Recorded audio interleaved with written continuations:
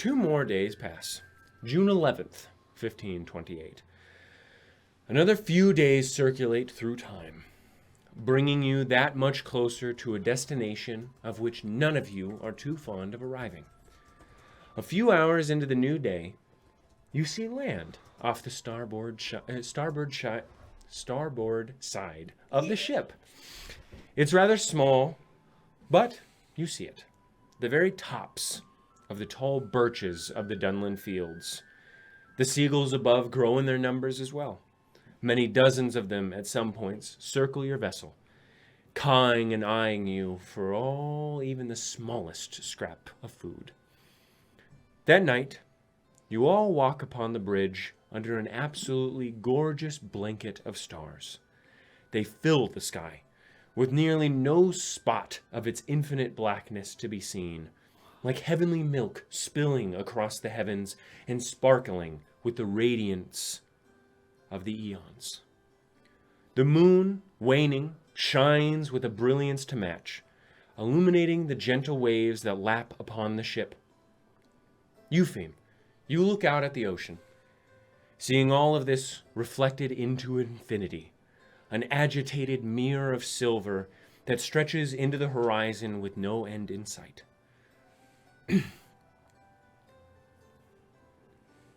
The ocean filled with the sky, or the sky filled with the ocean. It matters not from your perspective. The ship continues, and the stars persist with the gentle assistance of the moon at the forefront of their show. The water gets a bit more calm, and a strange light emanates from below the edge of the vessel.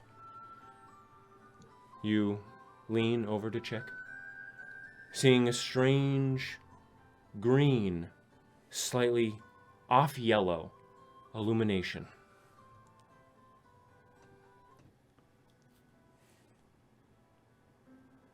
You maintain your gaze as you see the off-yellow light giggling from deep within the water.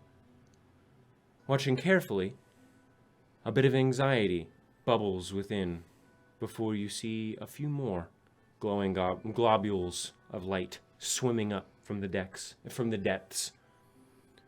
Your anticipation grows with every second. Gabriella, you walk up and you put a hand on the handle of your great axe as you see it. Eupheme's on the hilt of your sword.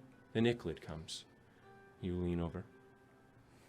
Now your fingers grazing the pages of your book.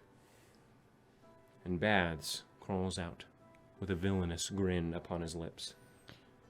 Then more come. 10 more, 30 more, 100 more, 300. The entire ocean beneath you is set ablaze with their illumination. A massive bloom of jellyfish that stretches out many dozens of feet all around you. As if the oceans were turned into a magical potion, it glows with a brilliance you never thought possible. A magic not used for destruction, a magic devoid of any malicious intent, even if one tried to harness it for such things. You feel they would simply refuse. The small wake of your creation is turned to gold with the stars folded within it like sprinkles in a smooth dough. The distant shore, juxtaposed with the radiance you stand amidst, the trees have become silhouetted by the moon and the stars, both beautiful and ominous with how perfectly black each leaf is made in the night.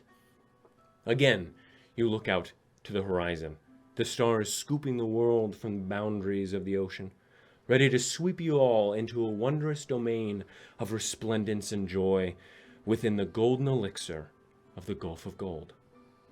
You glide through the waters now, buttery as the water feels.